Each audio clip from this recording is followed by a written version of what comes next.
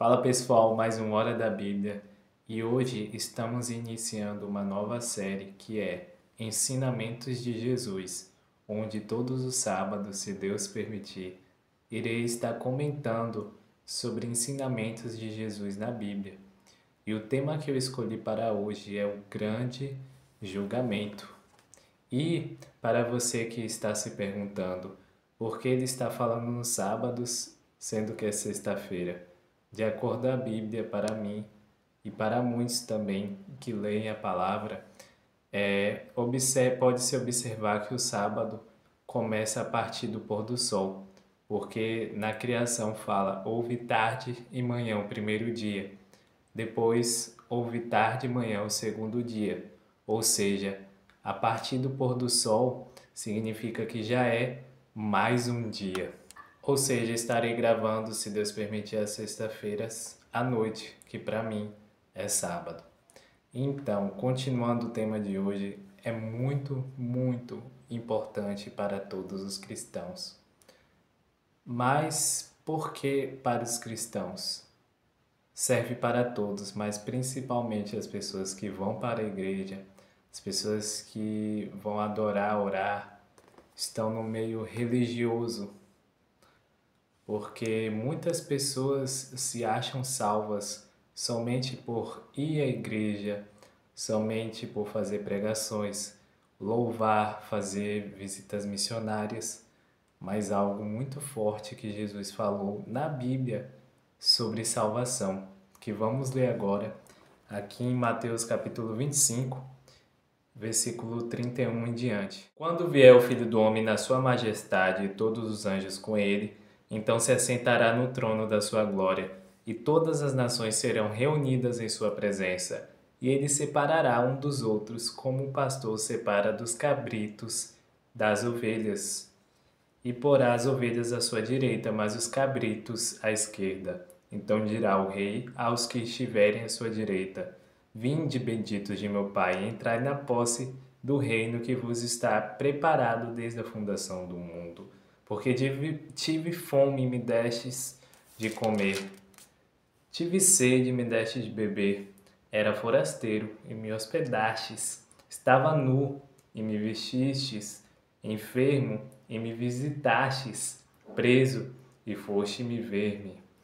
Então perguntarão os justos: Senhor, quando foi que te vimos com fome e te demos de comer, ou com sede te demos de beber? E quando te vimos forasteiros e te hospedamos, ou nu e te vestimos? E quando te vimos enfermo ou preso e te fomos visitar?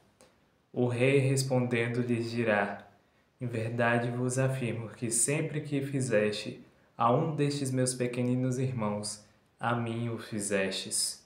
Então o rei dirá também aos que estiverem à sua esquerda: Apartai-vos de mim, malditos, para o fogo eterno, preparado para o diabo e seus anjos, porque tive fome e não me destes de comer, tive sede e não me destes de beber, sendo forasteiro, não me hospedastes, estando nu, não me vestistes, achando-me enfermo e preso, não fostes ver-me. E eles lhe perguntarão: Senhor, quando foi que te vimos com fome ou com sede, forasteiro, nu, enfermo ou preso, e não te assistimos? Então lhe responderá: Em verdade vos digo que sempre que deixaste de fazer a um destes mais pequenininhos, a mim o deixaste de fazer. Irão estes para o castigo eterno, porém os justos para a vida eterna. Esse tema é muito, mas muito forte, porque o cristão muitas vezes ele pode achar que somente ler a Bíblia, orar e ir à igreja irá salvar ele. Mas do que adianta orar, ler a Bíblia, ir à igreja, mas uma pessoa passando fome vir na porta da sua casa e você mentir dizendo que não tem comida, sendo que tem? Do que adianta você ir para a igreja todos os dias, uma pessoa precisar de uma roupa e você negar? do que adianta tantos cultos, tantas programações e uma pessoa precisar que você faça o bem e você dá uma desculpa. Possa ser que na hora não aconteça nada, semanas, meses, sua vida continue normal. Mas Deus, o grande, Ele está vendo tudo. E Deus irá julgar cada um. E Deus, sim, Ele guarda cada coisa que acontece. Não por ser um Deus tirano, mas por ser um Deus justo. Então, o que acontece? Pior é para uma pessoa que se diz acreditar em Deus, mas não praticar aquilo que Deus pratica, aquilo que Deus manda. É muito pior do que uma pessoa que diz que não acredita em Deus. Porque esse tipo de pessoa simplesmente não conhece a Deus. Porque quem conhece a Deus de verdade pratica aquilo que Ele ensinou. Então, o título de cristão não é somente dado à pessoa que vai à igreja, somente a pessoa que lê a Bíblia ou carrega a Bíblia debaixo do braço, somente a pessoa que sobe púlpitos, mas de fato a pessoa que faz o bem.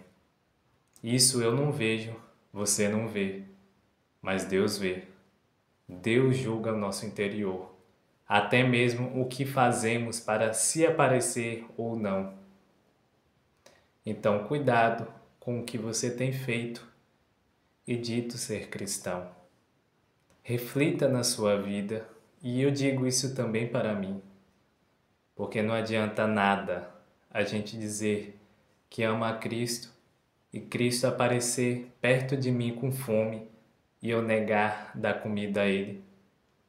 Cristo aparecer perto de mim com sede e eu negar água para Ele.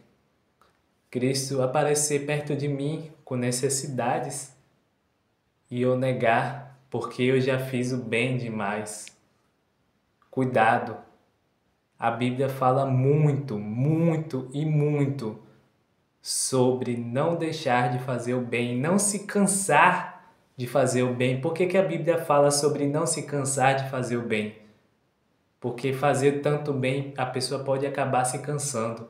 E a Bíblia fala disso justamente por isso. Porque a gente pode acabar se cansando de fazer o bem e não fazer mais. Tome cuidado.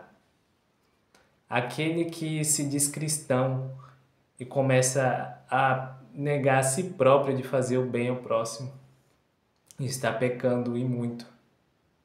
E dá destino à carne em si mesmo. Você não faz o bem para ser salvo, nem eu. Não fazemos para ser salvo, para sermos salvos. Mas se não estamos fazendo o bem, há alguma coisa de errado em nós. Isso não é algo forçado. Isso é algo intuitivo, vem de dentro de nós, a partir do momento que estamos conectados com Deus. Então, se você não sente vontade de fazer o bem, se até aqui você tem negado comida a pessoas que precisam, roupas, não sei o que você tem feito, nem posso te julgar, porque quem sou eu, pecador? Mas se você tem feito isso até agora, mude.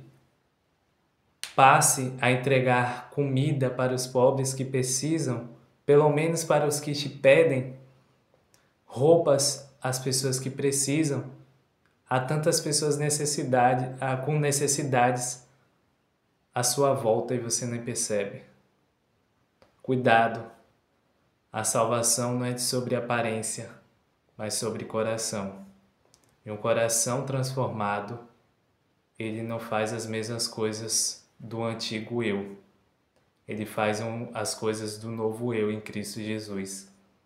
E se de fato os nossos corações estão transformados, agimos mediante a nossa transformação. Que você reflita nisso e não fique com a consciência pesada se você tem cometido coisas erradas ou dessa índole. Simplesmente confesse o seu pecado a Deus e Ele te perdoará e te dará uma nova chance para você praticar o bem. Porque se você está vivo até aqui, é porque Deus permite ainda que você seja salvo. E eu também. Então que corramos a carreira da salvação. Que a graça de Cristo seja contigo.